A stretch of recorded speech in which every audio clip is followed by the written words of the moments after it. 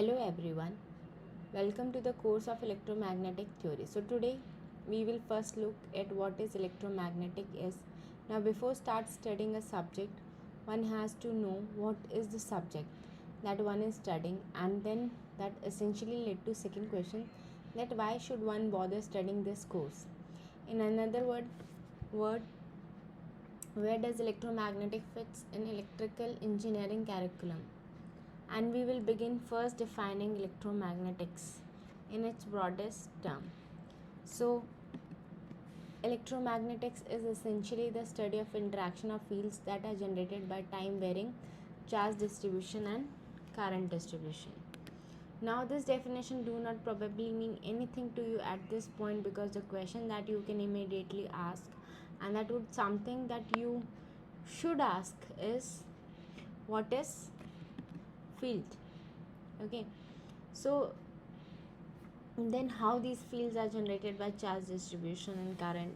Now, do a particular charge configuration generate a given electrical field or magnetic field, and how could a current distribution generate a magnetic field or an electrical field? Then what is interaction between these two fields? Okay, so this is the broadly the scope of this course. We will looking at all these questions in greater detail. So without a further ado, let's us just warm up electromagnetic theory. So most of us are coming from circuit theory background, and this course is usually taken by electrical engineering or electronics and communication engineering or telecommunication engineering students in their second or probably the third year of their curriculum. So we have all been exposed to circuit, and you have done couple of courses in circuit, filters and network probably, and you might be wondering what is the electromagnetic, and that one need to study. Is not circuit enough to understand whatever that is there in electrical engineering? So the goal of next few minutes is that show you where electromagnetic is necessary to be evoked, and why circuit theory in certain situations fail to give correct answer. To do that, let us first look at particular circuit here. Okay, so the second shown below, what will happen since we are having a single source? The single source can be probably battery, and then there are two long wires, pair of wires. Okay, so these pair of wires can be assumed to be ideal. Now at some time t equals to 0, we are going to connect two wires to a single source. Now we ask for this circuit, what will happen?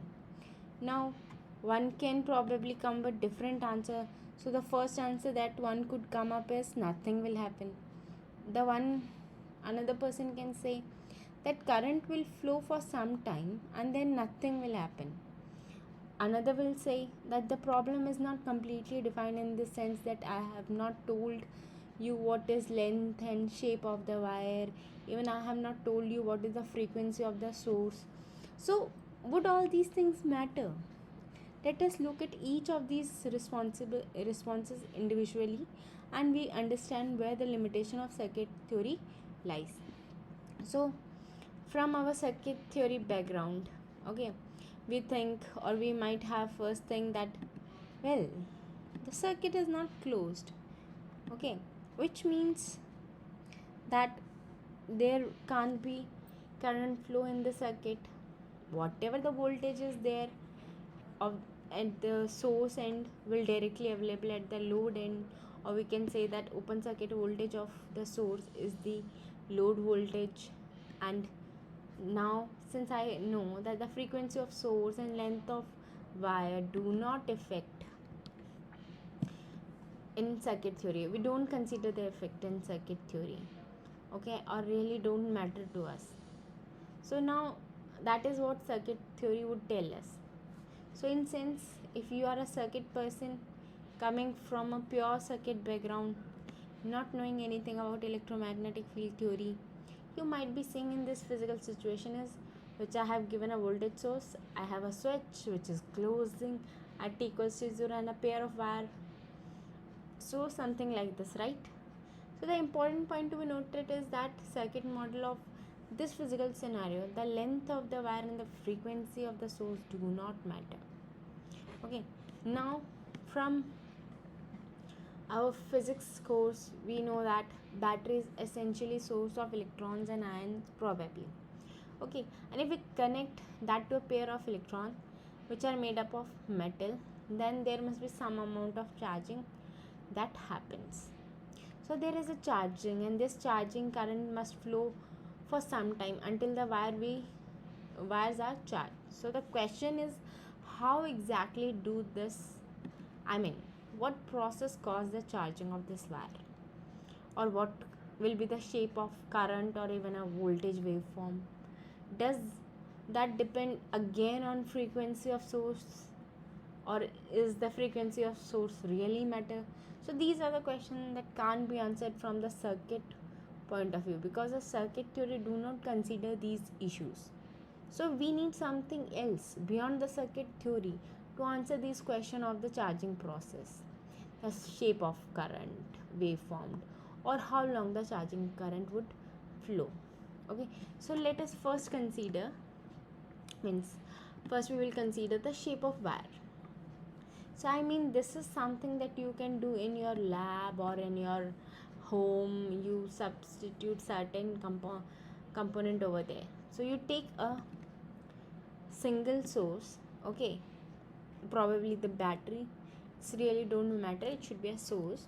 You take a switch, and then you take two long wires which we are considering. The only condition is that you put one bend over the wire. Okay, it's not necessary that the bend should be square, it can be bend in any form. The only you have to make sure is the bend should be sufficient. And then you connect a resistor at the another end, and then hook up that resistor output to the oscilloscope. So you are clearly seeing that the oscilloscope is connected to the resistor end. So what is that we would obtain at the oscilloscope for a particular physical scenario? So, well, going back to circuit point of view, we have already said that this length of wire, just because it's bent, do not really mean anything. The voltage after switching at this point will exactly equal to the voltage across the source will be available at your resistor. So the voltage would come across the resistor and would expect the same voltage should be displayed on oscilloscope. So if sinusoidal waveform is given by a source, then you would expect a sinusoidal waveform on oscilloscope.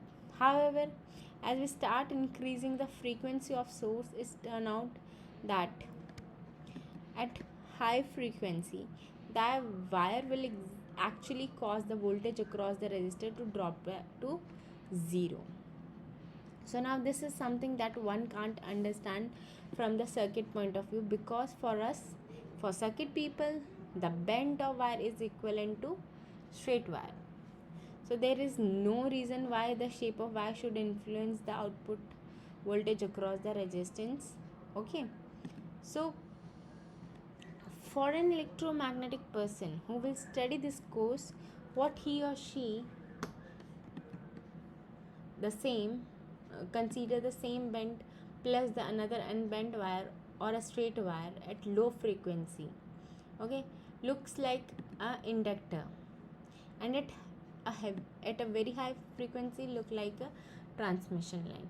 However, both inductance and transmission lines are the concepts that are not actually developed from circuit theory. In circuit theory, if you remember, we just are given that we have an inductor, we have a capacitor, we have a resistor, and we are not told how we exactly calculate these things, right? So the question comes again is, what is inductance and how we can calculate it?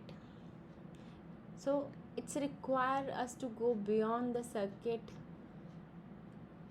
and really ask these questions. Now let us do this exercise in which we take a wire, okay, we make it straight, but then we cut the wire into two halves and then replace the wires at the end by two metallic plates. One can think of large metal plates and we replace this one. Now apply our certain voltage, okay, is in our function generator, and what we expect to see at the output of resistor. Clearly there is no continuity of wire between two plates over here because the plate is broken. Okay, there is nothing out there that will allow the conduction of electrons from one wire to another wire. However, we do know that the situation is exactly like capacitor, which again come back to the same question. Okay, that what is capacitance and how do we calculate it? We know that current will be continuous, that the current that is flowing going through here must be come out as same current. Voltage will be in different phase, but the current will be all same. Okay, so the current that is flowing at one plate must also be the current that is existing at the another plate. So what exactly goes in between the two plates is this something that electromagnetic theory will help us to. So finally we come to the length of wire. Okay, in circuit theory again, length of wire or interconnection between two gates or two circuit element do not really matters. It would be any length, but we assume that the voltage at one end of the wire or interconnection is exactly same on the other end of the wire, right? So that if we take the length of wire, say 1 kilometer, 2 kilometer, 3 kilometer, that doesn't really matter. So whatever voltage that is over here would be the voltage here. So at least there is what the circuit theory would tell us. That is what circuit theory will tell us. So if you apply a sinusoidal voltage that is over here, okay, so please note that when the maximum is occurring at some t equals to pi by 2 point, the maximum of the voltage source is going through the maximum. However, what you will observe on oscilloscope that you put at far end or at the load side, if you would think is that the maximum do not really occur at t equals to 0. It occur at a certain time, or this time is L by V, right? So this is actually confusing to us. This is that is for circuit theory because the wire length should not matter. The resolution of this paradox is that a long wire actually causes delay, and a voltage and current are not really a scalar variable that we have thought so far, but they are other waves, and wave that would have experienced a certain time delay of L by V when it is propagated with the phase velocity of V. Okay, when it is propagated by V. Now you might not really understand all these concepts at this point, but just keep in mind that whatever you a source or a load which are separated by a long distance, there is some time delay involved, and this time delay is not taken into account by circuit, whereas this is exactly taken into account by electromagnetic theory. Therefore, if you actually take this scenario of having a source at one end and load at say another end or 3 or 4 kilometer away, then you will clearly see that there is a certain amount of delay in transferring the voltage from one point to, that is, the source to load. Now this is something that circuit theory do not tell us. That is the reason why we call circuit theory model as lumped parameter model or lump circuit modeling. A lump circuit is one in which there is one can simply neglect the time delay, and therefore there is no change in voltage waveform that is in at the one end to the another end, and in another word, length of wire do not really matters. So what happened at very high frequency is that the wire start acting like transmission line, where the phase difference or the phase shift between the source to the load voltage become applicable fraction of 360 degree. When it become an applicable function of 360, one has to explicitly taken into account the delay that is there between the source and the load. So that led to the question, what is transmission line and how do we analyze this transmission line? Now you might ask, as well as so far we have talked about circuits and electromagnetic theory, and we said that there are situations where circuit theory do not give you correct answer, whereas electromagnetic theory will give you correct answer or correct prediction. So what I mean, why should we bother about electromagnetic phenomena?